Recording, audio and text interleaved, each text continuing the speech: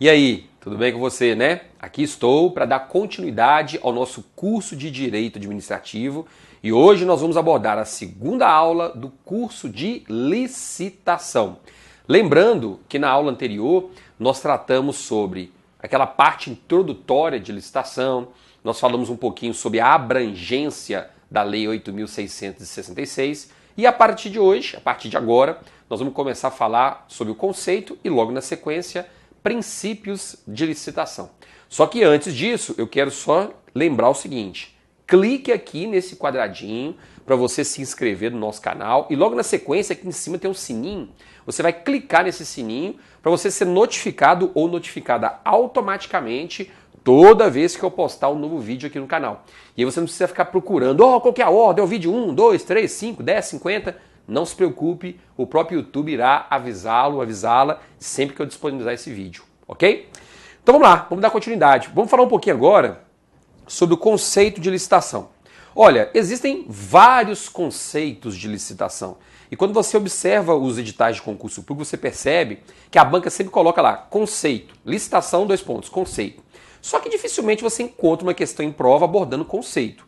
Então eu resolvi selecionar um conceito que é mais abrangente, e um conceito que é bem objetivo, que é o conceito da Maria Silva Zanella de Pietro. Então ela diz o seguinte: pode-se definir a licitação como o procedimento administrativo pelo qual um ente público, e nós já sabemos quais entes públicos estão obrigados a observar a lei de licitação, no exercício da função administrativa, que é aquela função predominantemente exercida pelo Poder Executivo, mas atipicamente também exercida pelo Legislativo, pelo Judiciário, pelos Tribunais de Contas, pelo Ministério Público, abre a todos os interessados que se sujeitem a condições fixadas no instrumento convocatório a possibilidade de formularem propostas, dentre as quais selecionará a mais conveniente para a celebração do contrato. Então, basicamente, eu quero que você extraia desse conceito aqui o seguinte, coisa muito básica, tá? Extraia o seguinte: primeiro nós vamos ter a licitação, e a princípio a licitação é realizada para que todos os eventuais interessados possam ter a oportunidade de fornecer serviços, bens ou produtos ou realizar obras para a administração pública. Então, basicamente, é para isso que serve a licitação. Nós vamos avançar aos pouquinhos dentro desse conceito, tá? Então, quando falamos em licitação, lembre-se, é um procedimento administrativo pelo qual a administração garante a todos os interessados a possibilidade de fornecer serviços, vender bens, produtos, realizar obras para a própria administração. E além disso, um outro ponto que é importante é o seguinte: falou-se em licitação, falou-se no exercício da função administrativa, tá? Em outro momento aqui no curso, nós vamos falar sobre função administrativa. Então, eu quero só que você entenda o seguinte: essa função administrativa nada mais é do que aquela atividade exercida predominantemente pelo Poder Executivo. Então, primeiramente, é realizada a licitação dentro de um procedimento administrativo e, assim que a comissão de licitação declarar o vencedor e ocorrer a homologação pela autoridade competente, vai acontecer o quê? Na sequência, o vencedor da licitação vai assinar um contrato administrativo. Então nós temos primeiro a licitação para depois acontecer a assinatura de um contrato administrativo. Esse contrato administrativo é que vai formalizar quais são os direitos e obrigações das partes que estão envolvidas naquela relação. De um lado a administração, de outro o particular fornecedor daquele bem, fornecedor daquele serviço, que vai executar aquela obra, etc. Tá bem? Então não fique se preocupando em decorar esse conceito, não.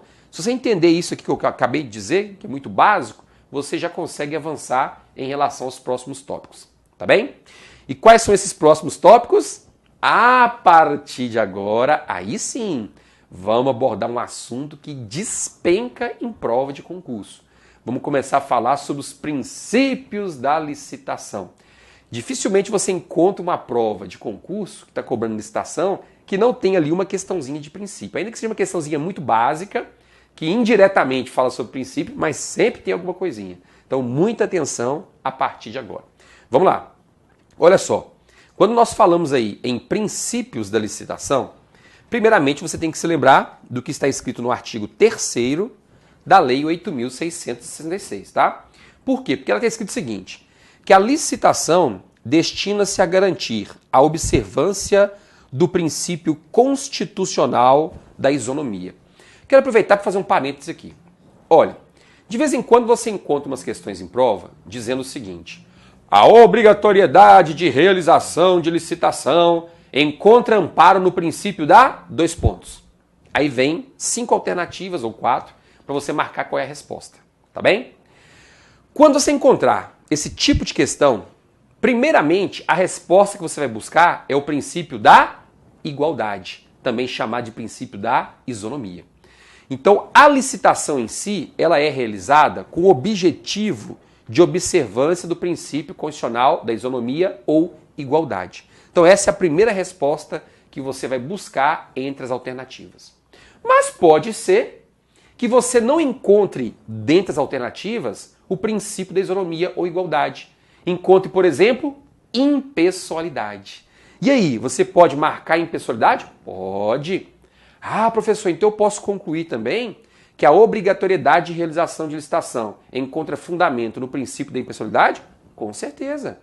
Porque quando a administração está realizando licitação, ela não está beneficiando um ou outro. Ela está permitindo que todos possam participar daquele evento. Por isso nós estamos respeitando, nesse caso, o princípio da impessoalidade. Então, no primeiro momento, a resposta é isonomia ou igualdade. Mas se não existirem esses princípios entre as alternativas, busque, então, impessoalidade. Tá bem? Muita atenção a esse detalhe. Parece ser coisa simples, mas não é. Já vi algumas questões em prova e muita gente errando questão de bobeira, porque não se ateve a esse pequeno detalhe. E alguns autores, diga-se de passagem, entendem que o princípio da isonomia e o princípio da impessoalidade são sinônimos. Esse é o entendimento, por exemplo, de Celso Antônio Bandeira de Mello. Então, para ele, quando você observa o princípio da impessoalidade, automaticamente você está respeitando o princípio da isonomia, o princípio da igualdade. Então, em alguns momentos, eles podem ser interpretados como sinônimos. Tá bem? Avançando um pouquinho mais. Então, observância do princípio constitucional da isonomia. Segundo, a seleção da proposta mais vantajosa para a administração. E aqui tem outra informação importante. De vez em quando, as bancas costumam dizer, em suas questões, que a realização de licitação tem por fundamento a seleção da proposta de menor preço para os cofres públicos, de menor preço para a administração pública. Errado. Nem sempre isso está correto. O correto é você responder que a realização de licitação tem por objetivo selecionar a proposta mais vantajosa. E nem sempre a proposta de menor preço é a mais vantajosa. Diga-se de passagem que em alguns momentos, quando o valor da proposta for manifestamente inexequível, ou seja, às vezes a administração bate o olho na proposta e fala, não, isso aqui está abaixo do preço de custo, não se justifica esse valor, ele é irrisório. Então, naquele caso, apesar do valor ser muito baixo em relação aos demais concorrentes, o que vai acontecer? A administração vai simplesmente desclassificar aquela proposta. Então veja, a proposta foi desclassificada porque o valor é muito pequeno, fora da realidade. Professor, mas isso para a administração seria muito bom, iria economizar milhões. Em tese, sim. Em tese. Mas e aí? Se o preço está lá embaixo porque aquele fornecedor realmente não consegue cumprir, a administração vai pagar para ver? Não vai. Então essa é uma proposta manifestamente inexequível. Então o objetivo não é selecionar a proposta com menor preço, e sim a mais vantajosa.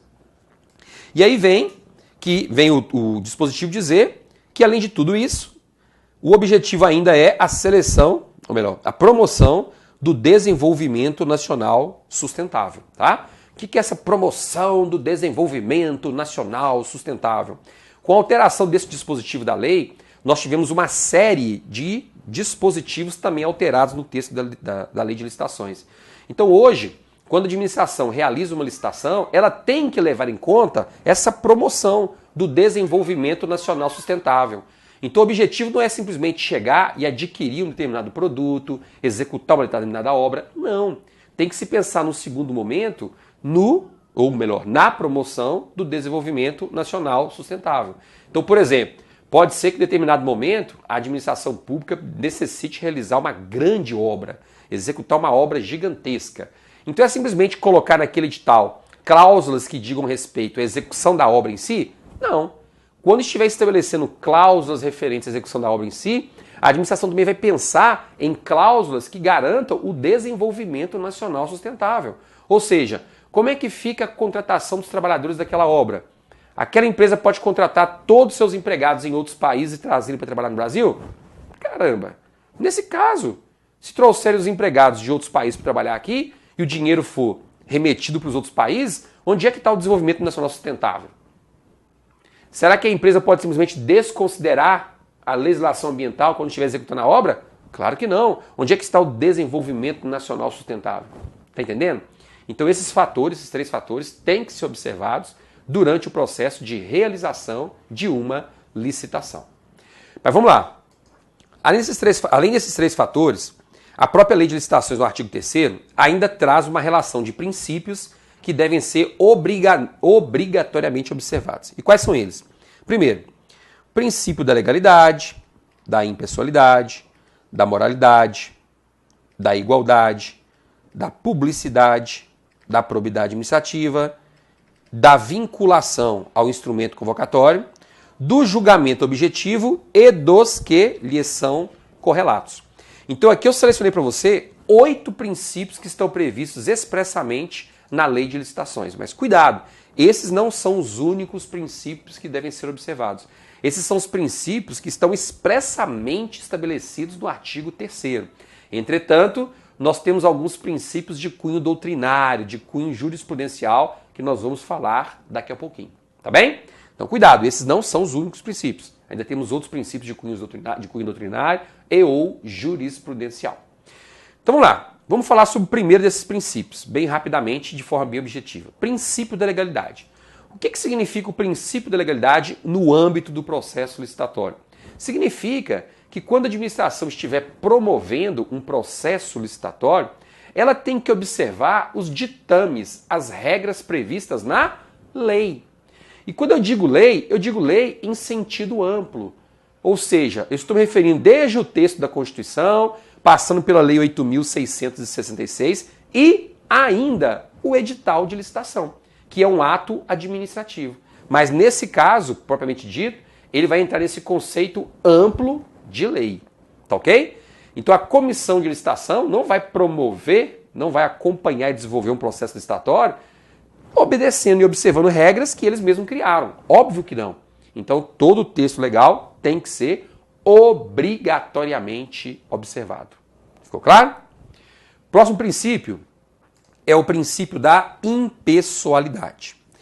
O que eu preciso que você saiba sobre esse princípio da impessoalidade? Eu preciso que você saiba o seguinte: quando a administração pública realiza a licitação, em tese, ela está deixando de privilegiar determinados grupos ou determinadas pessoas em detrimento de outras.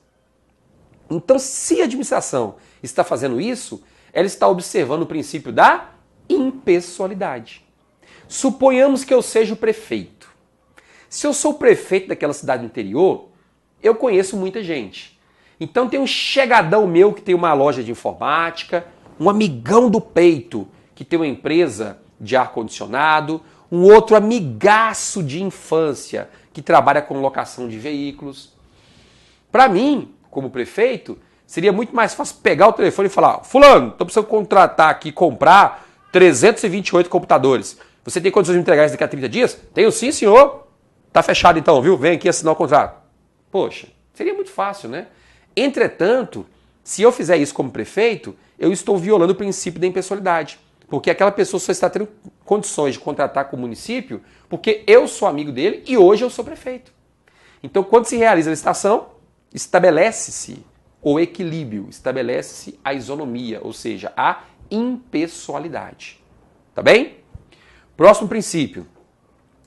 Princípio da moralidade.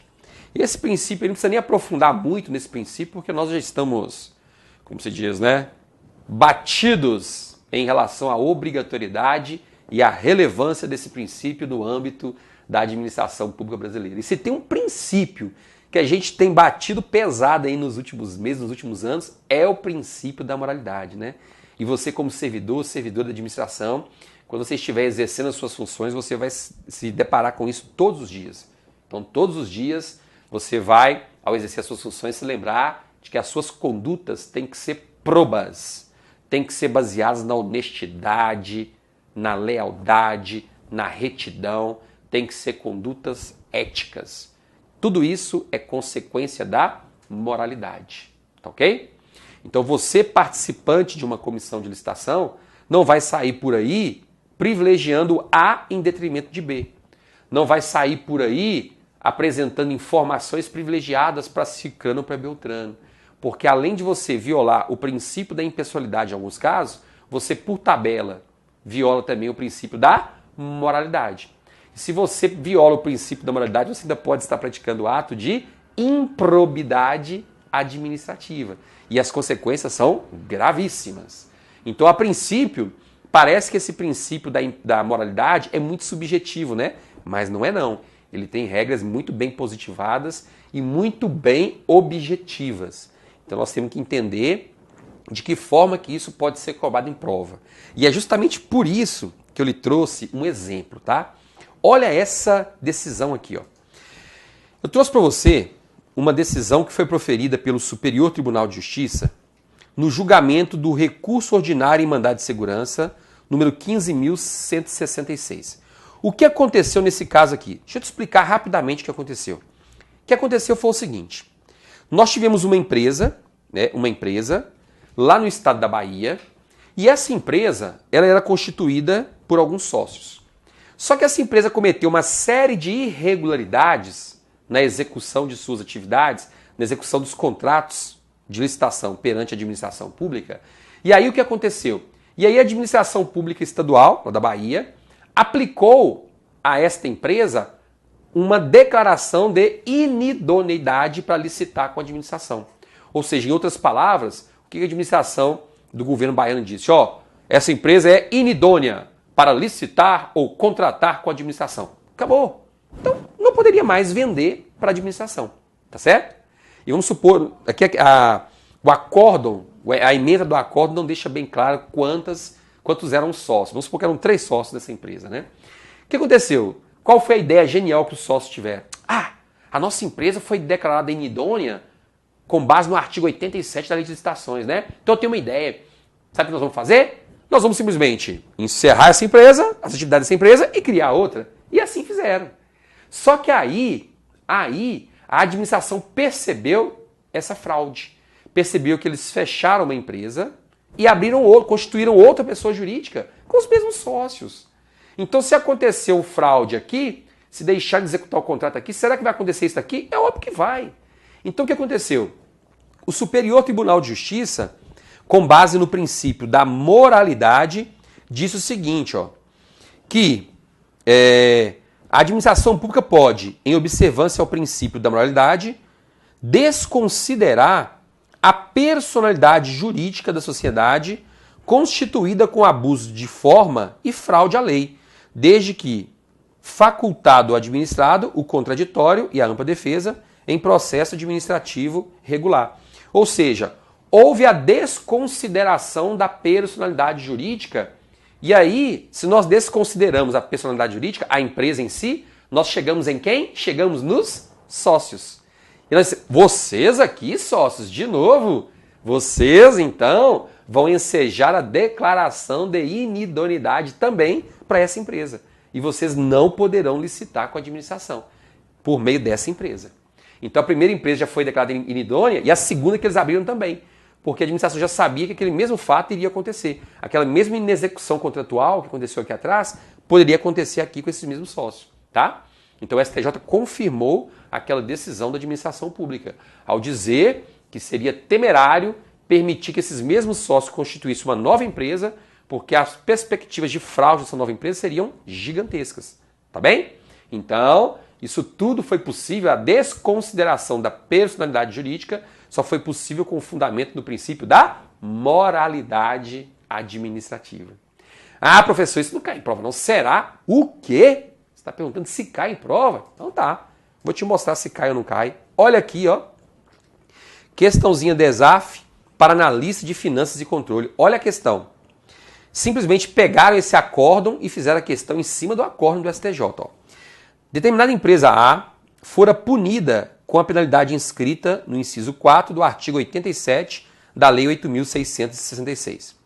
Passados 6 meses após a aplicação definitiva da penalidade, seus únicos 2 sócios constituíram a empresa B, com o mesmo objetivo social, mesmo quadro societário e mesmo endereço. Muita cara de pau, né? Após a sua constituição, a empresa B acudiu à licitação conduzida pelo mesmo município que aplicara a penalidade à empresa A. Ou seja, participaram de uma licitação feita pelo mesmo município. O município condutor do certame, após ter percebido o indigitado feito, depois de assegurar o contraditório e a ampla defesa, estendeu à empresa B os efeitos da sanção de inidoneidade para licitar aplicada à empresa A, aplicando-se, no caso em tela, a desconsideração da personalidade jurídica na esfera administrativa. Acerca do caso concreto acima descrito, assinale a opção correta. E aí você tinha que marcar qual era a resposta da questão. E a resposta era o quê? Letra D.